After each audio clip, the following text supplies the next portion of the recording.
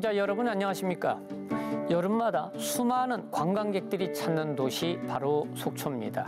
특히 올해는 속초항에서 국제 카페리 운항이 재개되고 영랑호에는 관광 단지가 조성되고 동서 고속화 철도 개통 등으로 인해 주민들의 지역 발전에 대한 기대가 한층 커지고 있는 상황입니다.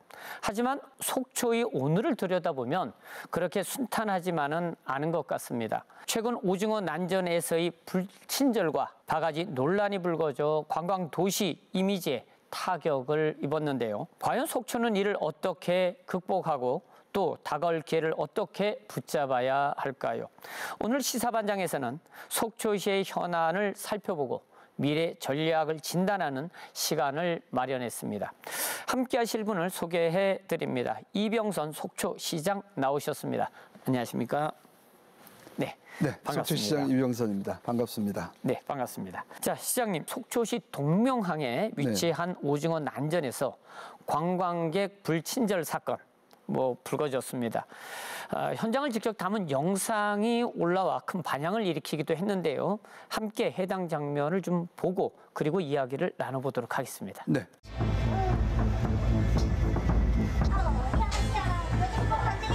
네?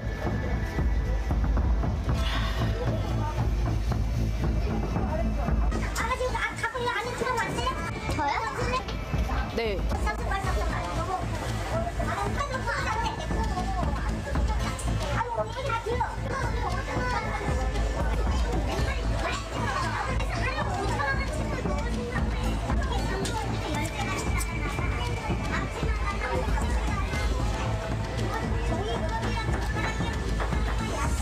남는 게 없다고 안 받겠다고 하시는데 이게 맞나 모르겠어요.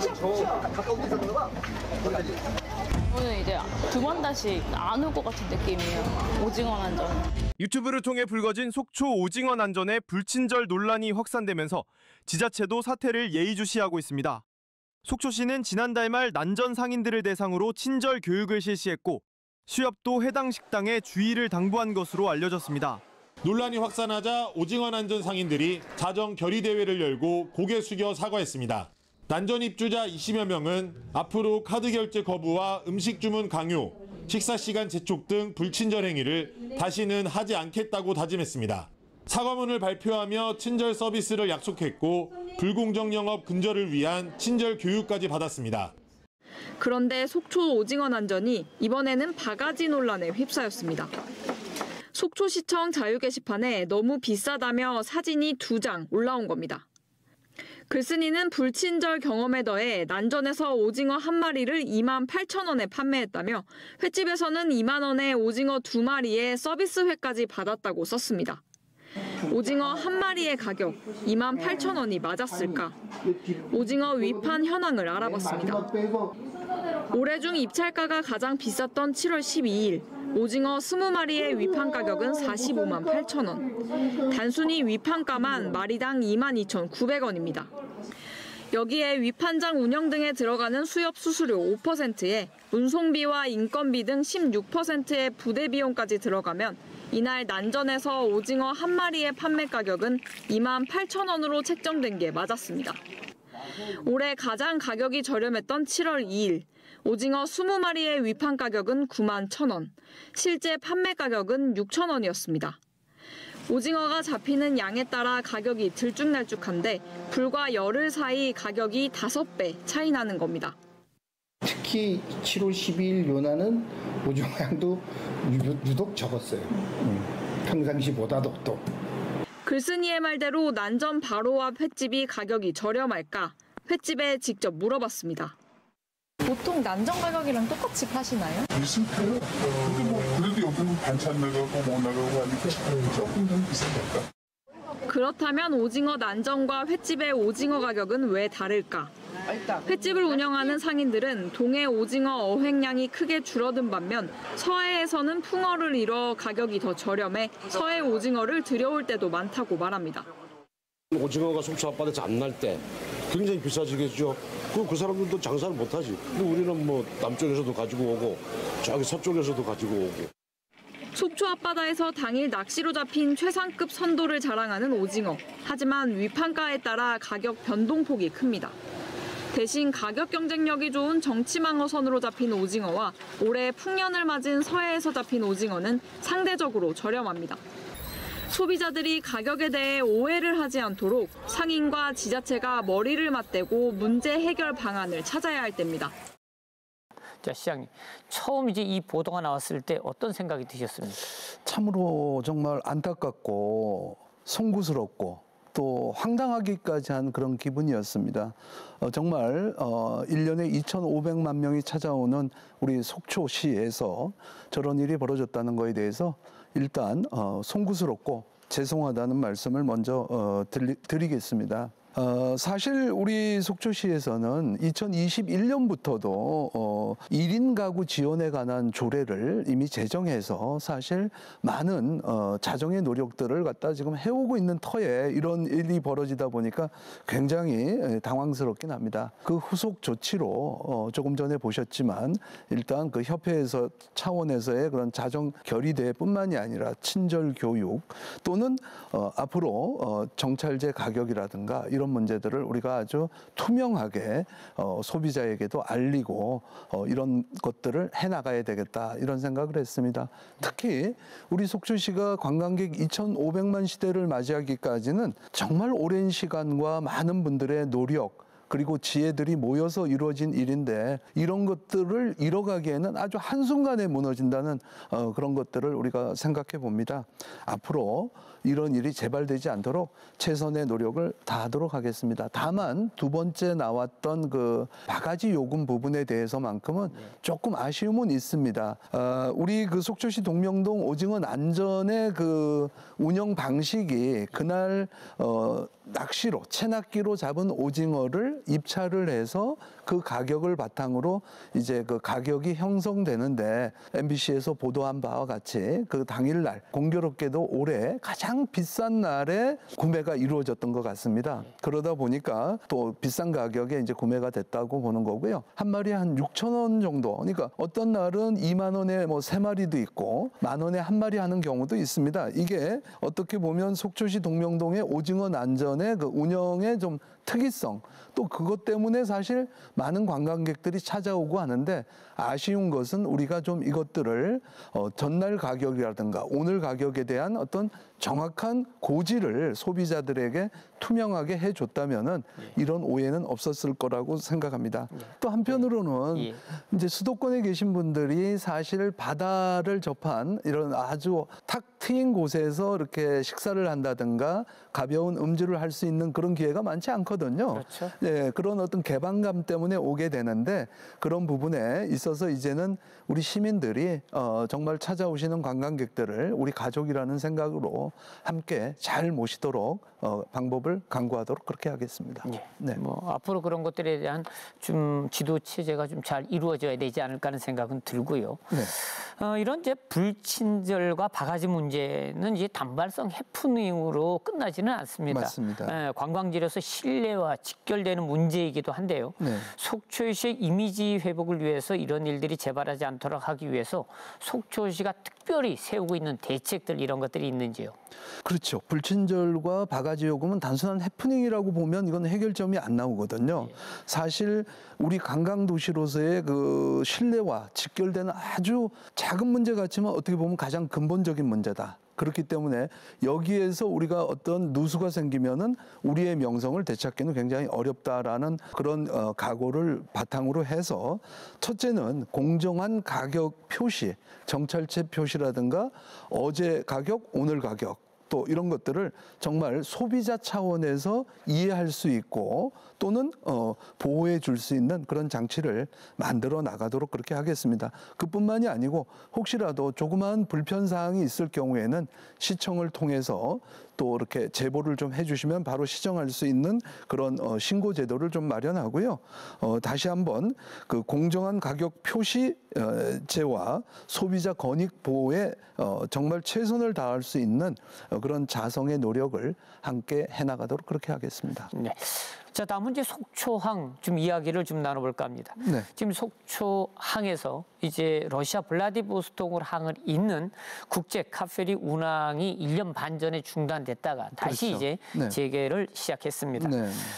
이번 재개가 속초시 발전에 어떤 영향을 미칠 수 있을지 네. 예, 의견을 듣겠습니다. 이번에 1년 6개월 만에 이제 카페리 항로가 다시 재개됐는데요. 네. 이 카페리 항로의 재개는 단순한 그런 항로 복원이 아니라 어찌 보면 우리 속초항이 갖고 있는 앞으로 미래 잠재력과 경쟁력이 입증된 게 아닌가 생각을 한번 해봅니다. 여러 가지 국제 정서상 지금 뭐 러시아와 우크라이나 전쟁도 있고요. 네. 물론 또 뭐 중동 쪽으로 있겠지만 그것까지는 우리가 생각 안 하더라도 지금 이제 러시아 우크라이나 전쟁이 이제 거의 이제 막바지에 접어드는 이런 시점에 이번에 항로가 재개됐다는 것은 여러 가지에서 아마 의미가 있다라고 생각합니다. 물론 그 항로를 지금 하고 있는 선사도 준비를 많이 했겠지만 강원특별자치도라든가 우리 속초시 또 이제 경제계 쪽에서는 나름대로의 이제 그 기대감이 굉장히 크다라고 저는 생각합니다. 앞으로 우리 속초시는 또 이제 한 2년 남짓 되면 이제 동서고속철도와 동해 북부선이 또 연결되고 이렇게 된다 그러면은 여러 가지로 또 지금 이제 국제 정세 또 국내적인 어떤 철도 인프라 이런 걸 통해서 우리 속초시가 이제 모항이 되지 않겠습니까? 어찌 됐든 그렇게 되면은 모항의 기능을 초월해서 해상 물류라든가 또 관광 허브라는 측면에서 여러 가지 자문도 좀 받고 함께 지혜를 모아서 요번 그 항로 개발을 단순 항로가 아니라 속초의 미래 잠재력에 함께 우리가 노력하는 그런 계기로 삼도록 그렇게 하겠습니다. 자, 그러면 새로 시작하는 속초항에서 블라디보스토크 항을 연결하는 안정적인 노선을 유지하려고 하면은 상당히 많은 지원, 그다음에 또 하나는 동해항과의 차별성 이런 것들이 부각돼야 되지 않을까 하는 생각이 들거든요. 네, 좋은 말씀입니다. 네, 앞으로 이제 속초시가 혹은 시장님이 추진하고자 하는 계획들 어떤 게 있을까요? 네, 좋은 말씀이십니다. 지금 동해항에서는 이미 10년 이상 지금 운항을 해오고 있는 상황이다. 저도 알고 있습니다. 그렇기 때문에 후발주자인 우리 속초시는 좀 선제적이고 좀 다각적 대응을 해야 되지 않을까 해서 한 3가지를 지금 준비를 하고 있습니다. 첫 번째는 좀 스마트 물류 항만을 좀 구축해야 되지 않겠는가. 국제 여객 터미널 정상화를 빨리 추진을 해서 지금의 동해항보다는 조금 더 신속하고 편리하게 모든 것들이 이루어질 수 있는 경쟁력을 갖추게끔 한다는 것 첫째. 두 번째는 기항 도시 간의 연대를 좀 강화해야 될 필요가 있지 않겠는가. 물론 뭐 우리 속초하고 지금 이제 블라디보스토크로 가겠지만 인근의 그 뭐 중국의 그 어떤 여러 가지 도시라든가 함께해서 기항 도시 간의 연대 강화 이런 것들은 또 국제 회의를 통해서 기항 도시의 대표라든가 아니면 물류를 담당하는 쪽이라든가 해서 함께 좀 모여서 우리가 풀어나갈 어떤 문제들은 풀어나가고 세 번째로는 운영사의 전문성을 적극적으로 좀 활용을 해서 앞으로 그 운영사가 지금 뭐 여러 가지 국제 정세에 조금 그 틈새 시장을 잘 극복해 나갈 수 있는 방향이 있다면은 해야 되지 않겠는가. 또 거기에 덧붙여서 우리 강원특별자치도와 우리 속초시가 행정적으로나 재정적으로 우리가 범위 내에서 할 수 있는 일이 있다면은 좀 적극적으로 뒷받침을 함으로 인해 갖고 지금 후발주자인 우리 속초항이 동해항과 어깨를 견주면서 함께 동반 성장할 수 있는 그런 길을 좀 모색하도록 그렇게 해보겠습니다. 일반적으로 이제 카페리가 수익성을 창출하는 방법은 크게 2가지입니다. 하나는 여객을 운송하는 방법, 또 하나는 이제 물류를 운송하는 방법인데, 근데 문제는 여객이 아니라 화물이거든요. 예, 그러니까 이제 지금 컨테이너 물류는 동해항에서 블라디보스토크로 가는 것도 제한적이고요. 특히 이제 벌크 화물, 여기 이제 벌크라는 것은 뭐 여러 가지가 있겠지만 지금 현재는 중장비나 중고차 이런 것들이 많이 있습니다. 이제는 중고차나 이런 것들을 갖다가 이제 세워놓을 수 있는 야적장. 야적장. 이게 부족하잖아요. 그래서 그런 문제를 어떻게 이제 해결하실 건지. 좋은 말씀이십니다. 그래서 지금 그 속초항의 위치가 속초의 좀 그 북부 쪽에 있지 않습니까? 그래서 이제는 뭐 KTX도 그렇고 동해 북부선도 그렇고 이거에 어느 뭐 한 도시에만 이게 머물 수 있는 상황이 아니니까 인근 지자체하고 좀 잘 협의를 해서 속초라는 곳이 좀 면적이 좀 좁지 않습니까? 그러다 보니까 인근 지자체 고성군하고 좀 인근 지자체니까 또 서로 인인할 수 있는 그런 방향을 찾아서 조금 그 야적장, 컨테이너 뭐 물류 창고라든가 이런 것들이 조금 함께 좀 활용할 수 있는 방안을 인근 지자체하고도 한번 좀 노력을 해보는 그런 방향을 모색하도록 그렇게 하겠습니다. 그럼요. 상당히 그럼 긍정적인 어떤 효과를 발휘할 수 있지 않을까 하는 생각도 들고요. 그리고 이제 속초시가 최근 이제 정부로부터 7대 크루즈 기항지로 또 선정이 됐습니다. 맞습니다. 크루즈 관광은 분명 지역 경제에 활력을 줄 수 있는 기회가 아닌가 싶습니다. 맞습니다. 또 반대로 이제 기항지의 소비가 제한적이다라는 의견도 있습니다. 네, 지역 상권에 별로 도움이 되지 않는다 이런 의견도 있거든요. 속초시의 크루즈 사업의 성공 전략 어떤 게 있을까요? 참 속초시 대단하다고 생각합니다. 저는 속초를 7대 크루즈의 기항 도시로 우리 정부가 선정을 했습니다. 그리고 동해안에서는 또 유일합니다. 그 정도면 우리가 인구 8만의 도시로서 이 크루즈를 보유하고 있고 또 다음 달 9월 달에도 또 일본 나갈 기회가 있고 10월 달에는 미국에 크루즈가 또 들어오는 굉장히 이제 국제적인 도시로 가고 있습니다. 그래서 굉장히 가능성을 갖고 있다라고 생각합니다. 그리고 아까 교수님이 이제 질문에서도 말씀 있었지만 기항지에서의 소비는 많지 않다. 또 크루즈의 단점 중에 하나가 기항지에서의 그런 그 정박 시간, 그다음에 그 관광객들이 기항지를 갖다가 이렇게 향유하는 관람하는 그런 시간이 그렇게 길지가 않더라고요. 맞습니다. 다만 외국에 비해서는 우리 속초항에 들어오게 되면 기항지에서의 그런 방문할 수 있는 이 거리가 짧기 때문에 다양한 관광 상품을 개발하게 되면 소비는 점차 늘어날 수 있다. 저는 그렇게 생각을 하고 있거든요. 그래서 우리 그 속초는 속초만 고집할 것이 아니라 아까 그 북방 항로에 있어서도 인근 지자체, 크루즈에서도 마찬가지로 우리 고성 쪽에는 DMZ라고 하는 아주 중요한 관광 자원이 있거든요. 그렇죠. 또 양양 쪽에는 낙산사라든가 아주 천혜의 그런 자원들이 있습니다. 그렇기 때문에 인근 지자체와 함께 관광지 그런 패키지 상품을 개발한다든가 또 그분들이 들어와서 어떤 언어에 있어서 전혀 문제가 되지 않게끔 다언어를 준비한다든가 여러 가지 이런 것들을 준비해서 크루즈가 우리 속초의 관광을 선도할 수 있는 그런 산업으로 갈 수 있게끔 우리 시에서 적극적으로 노력해 나가도록 그렇게 하겠습니다. 자, 그 다음은 영랑호에 대해서 좀 물어보겠습니다. 속초시가 영랑호 일대 1조 원이 넘는 대규모 관광 개발을 이제 추진 중인데요. 호텔, 콘도, 스포츠센터, 생태공원, 전망대까지 아마도 이제 완성되면 속초시의 관광 패러다임 자체가 좀 완전히 바뀌지 않을까 하는 생각도 듭니다.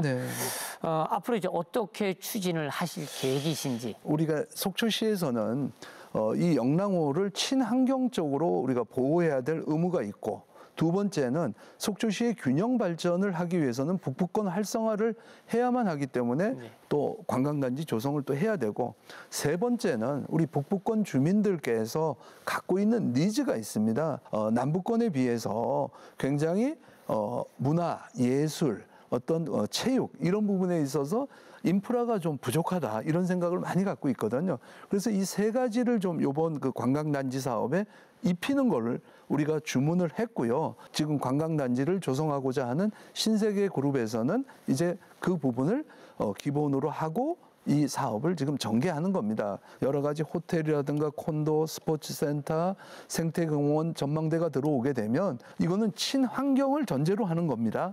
그러다 보니까 속초시 북부권에 새로운 아마 관광 패러다임이 들어와서 속초의 미래를 이끌어간 아마 그 큰 동력으로 마지막 퍼즐 중에 하나가 아닌가 생각하고 잘 준비해 나가도록 그렇게 하겠습니다. 사실 이제 지난 4월 예. 우리 방송에서도 이제 영랑호 개발 사업을 주제로 네. 방송한 적이 있습니다. 네. 환경 훼손 우려와 시민 소통 부족이라는 지적들이 많이 됐었는데요. 있었죠. 예. 예. 최근에 이제 주민 설명회를 하셨다고요. 예. 지금 이제 사업은 어디까지 왔고 의견 그때 나왔던 주민들의 의견이 어느 정도 반영이 되었는지요. 네. 예. 환경 훼손 우려는 그래서 이제 우리가 사업자가 들어왔을 때 가장 먼저 우리 속초시의 입장은 우리 영랑호는 천연 석고기 때문에 이것은 보존돼야 된다는 걸 원칙으로 했습니다. 일례로 지금 영랑호를 지금 우리가 근접할 수 있는 것이 속초에서 이편환, 영랑호 이편환 쪽에서 지금 일방으로 지금 자동차와 사람, 운동하는 사람들이 한 바퀴를 돌게끔 되어 있습니다. 예. 이 수변 공간을 1차적으로 이 부분에 있어서 이제 자동차나 이런 것들은 다니지 못하게끔 준비를 요번에 합니다. 그러니까 수변 공원은 오로지 사람만 다니고 동력은 다닐 수 없는 걸로 하고, 그러면 자동차는 어떻게 하느냐? 혹시 아시겠지만 영랑호의 그 별장형 콘도 지난 산불 때, 산불 때 지금 많은 지금 어려움을 겪었잖아요. 그래서 지금 이제 불탄 콘도들이 있습니다. 그 뒤로 농로가 있는데 그쪽을 양방향으로 자동차가 다닐 수 있게끔 하는 게 가장 큰 변화입니다. 그러다 보니까 영랑호에 대해서는 훼손 문제를 정말 최소화할 수 있게끔 가는 거고요. 소통 부족 문제는 1976년 9월에 유원지로 계획이 돼서 지금까지 오다가 요번에 이제 1월 달에 이제 제한이 있어서 이렇게 가다 보니까 사실 조금 소통에 있어서는 좀 부재가 있었다는 건 인정을 합니다. 다만 사업 진행상 좀 어려움이 있었고요. 지난 8월 13일 날 그 주민 설명회를 통해서 이런 부분에 대해서는 시행사하고 용역사가 충분히 설명을 했고 또 우리 시에서 답변해야 될 부분들은 충분히 답변이 있었습니다. 그래서 그날 나온 얘기 중에서 질의응답 시간에는 북부권 활성화를 위한 실질적인 대책이라든지 지역 주민들의 일자리 창출이라든지 또 도로 기반 등 주민 생활 편의 시설이라든지 또는 아까 말씀드린 다양한 주민들의 의견, 뭐 수영장이라든지 체육관이라든지 문화관이라든지 이런 부분에 대해서 충분한 논의가 있었고 그런 부분에 대해서 이제 진행이 되는 그런 과정에 있습니다. 행정적으로는 이제 이번 달 22일까지 공고를 하게 돼 있고요. 의견 수렴을 또 29일까지는 의견 수렴을 받아서 또 우리보다는 이제 상급 기관인 강원특별자치도에다가 이러이러한 것들을 관광단지 신청을 위한 제반 서류를 갖다가 이제 접수를 하고 강원특별자치도와 긴밀하게 우리가 절차를 밟아서 또 시민들의 의견을 담아서 우리가 함께 나가겠습니다. 그리고 환경 문제만큼은 환경단체하고도 사전에 충분히 좀 교감도 갖고 환경단체의 의견을 충분히 저희가 반영을 시키도록 저희 행정에서도 적극 권고하고 시행사 측에서도 적극 받아들이는 걸로 이렇게 해나가고 있습니다. 네, 알겠습니다. 사실 이제 지난번에도 문제가 됐던 게 아시겠지만 이제 영랑호 부교 철거 문제거든요. 이제 북부 지역 주민들 같은 경우에는 말씀하신 대로 이제 그동안의 개발이 제한되어지고 또 그리고 이제 남쪽에보다는 경제적으로 상당히 제한적이었다라고 이제 얘기를 하거든요. 그래서 이제 지역 발전을 위해서 부교 철거는 절대 안 된다 이렇게 주장하고 있지 않습니까? 또 환경단체는 아니다. 환경 보존 발전을 위해서는 환경 문제를 해결하기 위해서는 이거부터 철거해야 된다. 이런 논란들이 많이 있었습니다. 또 하나가 이제 대관람차에 대한 문제지 않습니까? 이런 것들을 두고 지역에서 이제 갈등이 깊어지고 있는 양상인데 사실 이러면서 행정 신뢰, 그다음에 이제 도시의 이미지 이런 것들에 대한 악영향도 좀 있지 않았을까 하는 생각이 듭니다. 앞으로 시장님은 지금 이제 부교 철거 문제, 그다음에 대관람차 존속의 문제 어떻게 생각하고 계십니까? 네, 먼저 부교 문제부터 말씀을 드리겠습니다. 잘 아시다시피 영랑호 부교 문제는 이제 주민 소송을 통해서 이제 제기된 그런 이제 법원의 판단을 구하는 문제였습니다. 네, 그래서 제가 민선 6기 때 시장을 하고 7기 때 이게 조성이 됐다가 제가 이제 8기 때 다시 이제 복귀가 돼서 이제 이런 과정 과정을 겪고 있는데요. 결론적으로 말씀을 드리면은 환경단체에서 주민소송을 통해서 법원에 이제 판단을 구했는데 지난 24년 7월 26일 날 법원 결정이 났습니다. 네.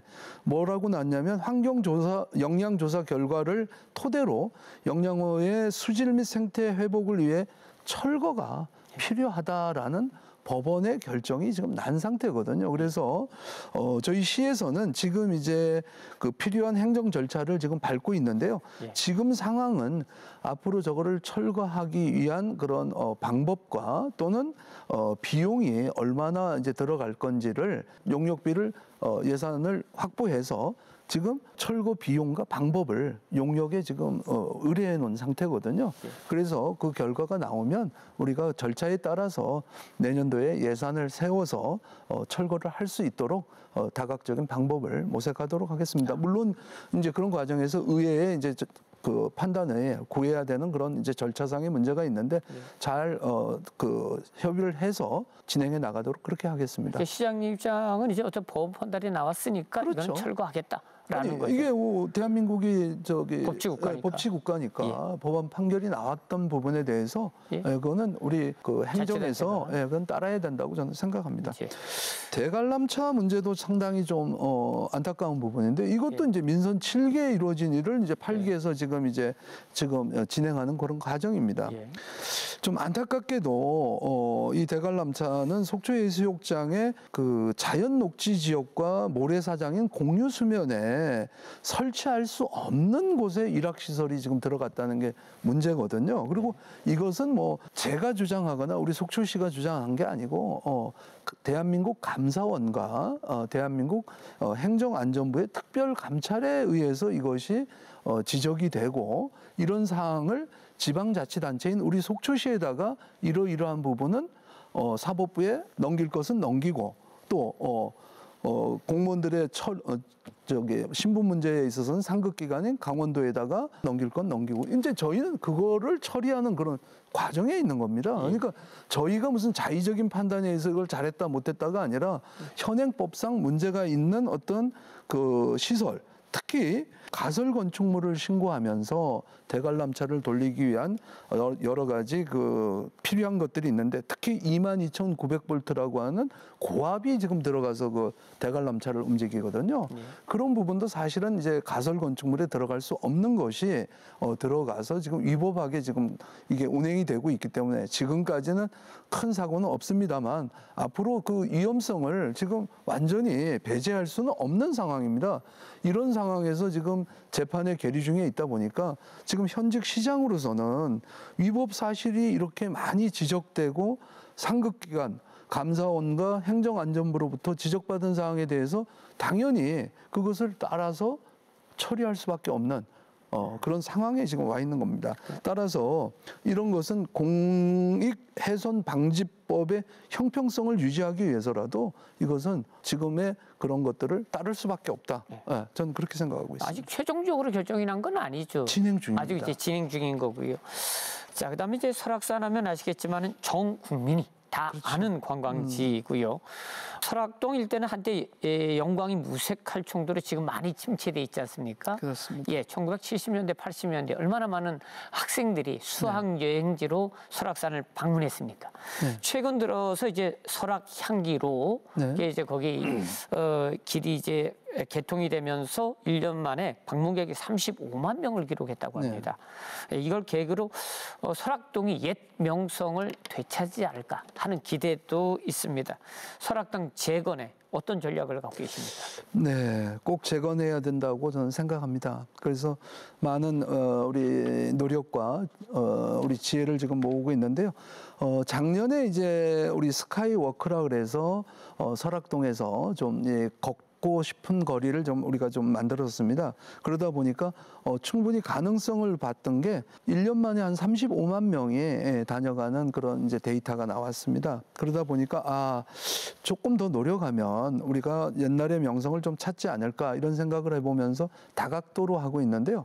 가장 지금 우리가 좀 내세울 수 있는 게 설악산 국립공원 사무소에서 소공원까지 접근하는 방법이 지금까지는 8m 도로 2차선이었거든요.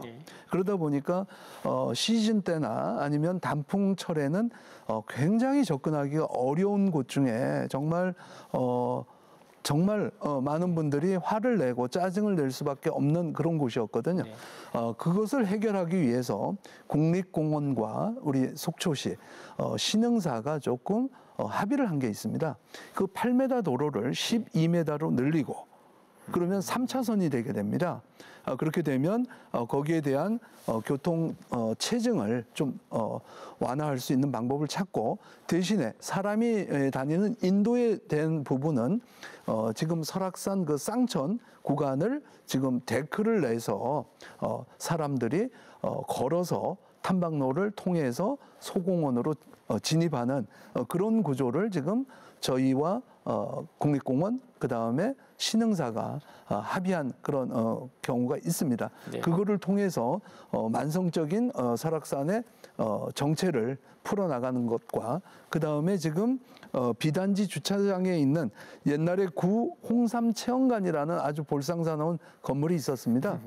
그것을 설악산 문화시설로 좀 탈바꿈해서 우리가 주창하고 있는 속초시의 워케이션 수도 속초를 그쪽으로 좀 많은 젊은 세대들을 좀 유치해서 휴식도 하면서 일도 하고 또 경제활동도 하는 그런 일석삼조를 좀 만들어가는 그런 구조를 좀 만들면 설악동도 좀 과거의 명성을 좀 되찾을 수 있는 하나하나의 어떤 그런 컨텐츠를 채워나갈 수 있지 않겠는가 이렇게 좀 준비를 좀 하고 있습니다. 알겠습니다. 지금 이제 서울 용산 속초가 99분 걸리고요. 맞습니다. 춘천 속초가 이제 44분이지 않습니까? 네. 자, 그러면 동서 고속화철도 시점이 2028년입니다. 네. 그다음에 강릉 제진을 연결하는 동해 북부선도 2028년 개통입니다. 그러면 속초적 주민들의 일상, 관광 수요 이러한 모두를 아우를 수 있는 교통망, 수요 변화를 위한 예측 어떻게 생각하십니까? 아주 좋은 말씀입니다. 예, 이제 수도권에서 오거나 저 남부권에서 오시는 분들은 이제 차를 안 갖고 옵니다. 그죠? 예. 예. 그리고 지금 추산하는데 하루에 만약에 이제 아주 맥시멈이 될 경우에는 이제 9,000명. 그러면 뭐 연간 한 330만 명? 뭐 이렇게 이제 계산이 나오는데 물론 이제 적용 캐파 뭐 있겠죠. 그런데 그 많은 사람들이 왔을 때 어떻게 이분들을 갖다가 과연 우리 설악산을 접근시키고 속초해수욕장, 속초관광수산시장으로 이분들을 갖다가 편안하게 모시겠느냐 이런 것들이 이제 나오게 되는데 그렇게 된다면은 이제 우리가 이제 또 생각해 볼 수 있는 게 지금 대중교통이라는 게 택시라든가 시내버스가 있겠지만 트램이라고 하는 이제 교통수단도 또 있습니다. 물론 이것은 이제 시간도 많이 좀 걸리고 비용도 많이 이제 가는데 우리 속초시는 굉장히 이제 좀 그 트램 설치에 있어서 좀 우위를 좀 점하고 있습니다. 다른 도시하고. 그래서 다양한 이런 어떤 대중교통망을 우리가 준비를 해서 정말 속초를 찾아오시는 수도권의 그 관광객들, 부산을 중심으로 한 남부권의 관광객들이 편리하게 이용할 수 있는 그런 방법들 꼭 찾아내야 된다고 생각합니다. 지금 이제 말씀하신 건 속초역이 만들어지게 되면 뭐 고속터미널도 마찬가지지만 그 속초역에서 시내를 연결하는 트램을 말씀하시는 거죠. 그러니까 그 트램은 꼭 속초 관광수산시장만이 아니고 설악산으로도 갈 수 있고 대포항으로도 갈 수 있고 근데 이거를 뭐 한꺼번에 이 노선을 다 하기는 굉장히 어렵고 중심선을 하나 만들어 놓은 다음에 이제 가지로 지선을 만들어서 이렇게 할 수 있는 저희가 이제 트램에 대해서 그 용역을 이미 한 차례 강원도가 이제 용역 수립을 했고요. 저희 시에서 한번 지금 용역 추진 중에 또 있습니다. 강원도에서 추진했을 경우에는 강원도 18개 시군에서 속초가 당연히 점수가 가장 높았고요. 우리 속초시가 최근 들어서 또 변화한 이런 이 주변 상황을 바탕으로 해서 트램에 대해서 지금 용역을 지금 잘 수행하고 있습니다. 근데 여기서 제가 아직까지 제가 뭐 검증하거나 한 건 아닌데 저희한테 제안이 들어온 건 지금 수소 에너지로 하겠다고 지금 들어왔습니다.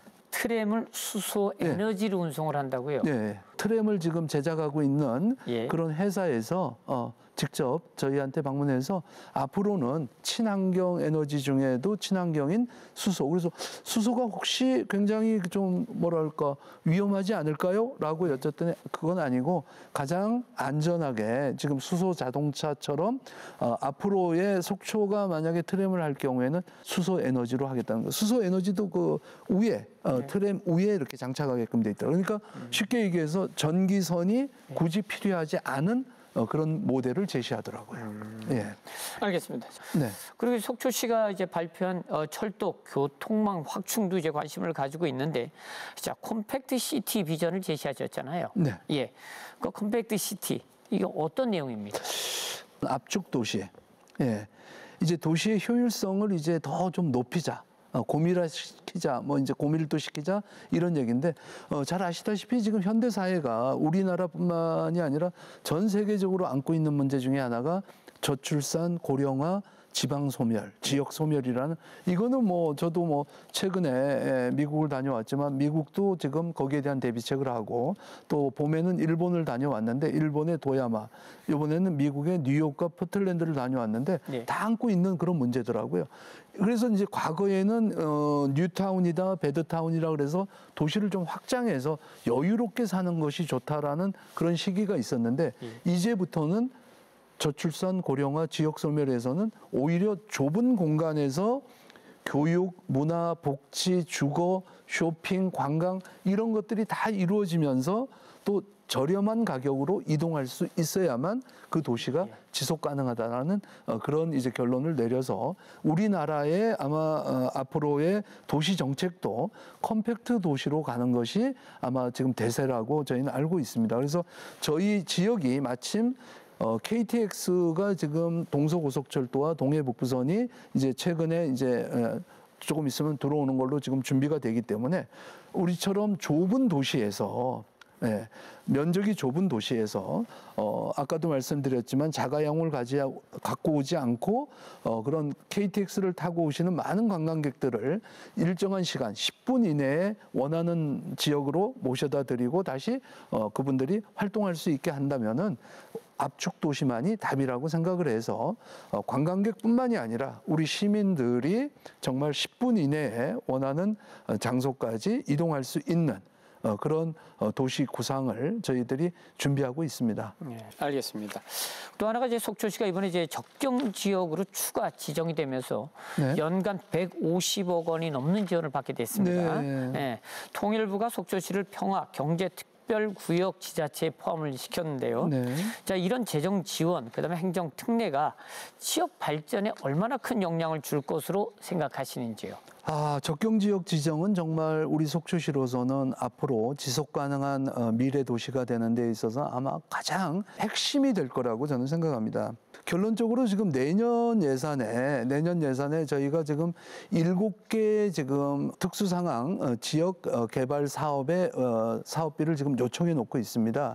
요번에 우리가 하여튼 그 모든 걸 생략하고 적경 지역으로 지정이 되고 가평군이 또 됐습니다. 그래서 모든 걸 생각해 보니까 1년에 한 150억 이상의 예산을 유무용으로 우리가 받아올 수 있겠다는 지금 결론이 났는데요. 이 150억 원이라는 돈이 우리 속초시를 놓고 기준을 보니까 속초에 대포 산업단지가 있습니다. 산업단지에는 130개 기업이 1년에 지방세를 얼마를 내나 봤더니 22억 원 정도를 내고 있습니다. 그러면 7개 정도의 그런 규모의 산업단지를 유치한 거나 마찬가지고요. 속초 시민들이 1년에 지방세를 얼마나 내는가 봤더니 평균 75만 원입니다. 그러면 2만 명을 더 우리 시민을 확보한 거나 마찬가지의 그런 규모입니다. 근데 이거에 1년에 그냥 그치는 것이 아니고 뭐 단기간에 그치는 것이 아니고 사실 이게 앞으로 이 남북 분단이라는 게 해소가 될 때까지 아마 가능하지 않을까 이런 생각을 해보면 속초시의 지속 가능한 발전에 아주 효자 종목이 되고 우리 시에서는 중장기적으로 지금 해야 될 일, 생활 밀착형으로 우리 그 시민들의 우선 투자해야 될 부분에 먼저 투자를 하고요. 중장기적으로는 동서고속철도나 동해북부선이 옴으로 인해서 속초의 인프라가 바뀔 때 중장기적으로 어떤 것을 투자해야 될지를 잘 준비한다 그러면 앞으로 적경지역 지정이야말로 우리 속초시의 지속가능한 미래 발전에 가장 큰 초석이 될 걸로 생각하고 더욱더 노력과 연구를 해나가도록 하겠습니다. 그러면 내년부터 150억이 매년 이제 지급되는 거죠. 그렇죠. 예. 네. 사실 이제 예산을 지방자치단체들에게 정부가 많이 줍니다. 네. 줌에도 불구하고 가장 큰 문제는 네. 예산을 제대로 활용을 못하는 것이거든요. 중요한 얘기죠. 네. 예. 그래서 속초시는 뭐 구체적인 활용 방안, 대책, 대안 네. 이런 것들이 있습니까? 있습니다.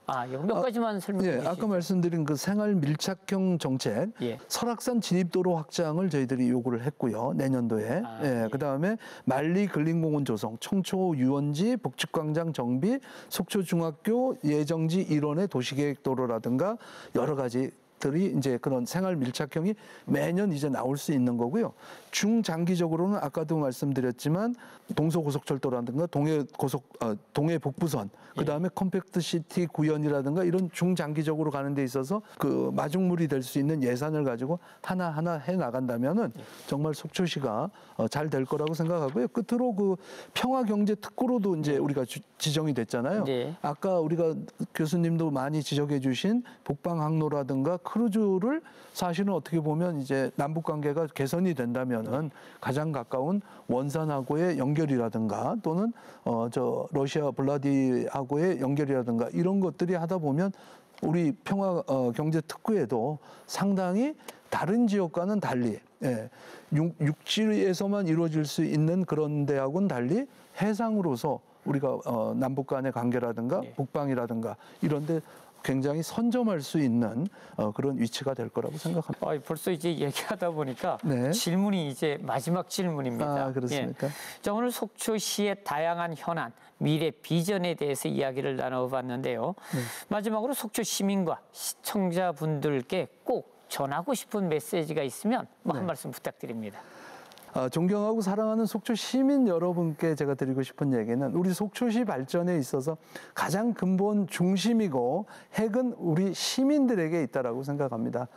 우리 시민들 중심으로 이 원칙을 놓지 않고 시민 중심으로 속초시 발전을 해나가는데 최선의 노력을 다하겠습니다. 끝으로 우리 지속 가능한 속초의 미래를 위해서 우리의 모든 역량과 지혜, 경험들을 함께 모은다면은 반드시 우리 속초시는 지역에 머무르지 않고 정말 대한민국 또는 세계 속의 문화 또 관광 중심 도시로 거듭날 수 있을 거라고 생각합니다. 시민은 하나로 속초는 미래로 함께 경주해 주실 것을 부탁드리면서 인사에 가름하도록 하겠습니다. 네, 시장님 오늘 함께해 주셔서 고맙습니다.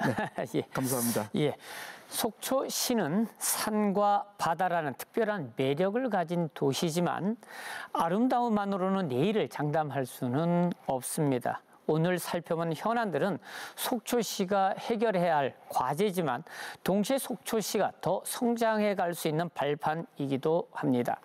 결국 중요한 건 속초다운 매력을 지키면서 시민과 관광객들이 함께 만족할 수 있는 길을 찾아가는 것일 것입니다. 앞으로 속초시가 단순한 관광지를 넘어서 살고 싶은 도시, 다시 찾고 싶은 도시로 발전해 나가기를 기대해 봅니다. 오늘 시사반장은 여기까지입니다. 시청해 주신 여러분 감사합니다.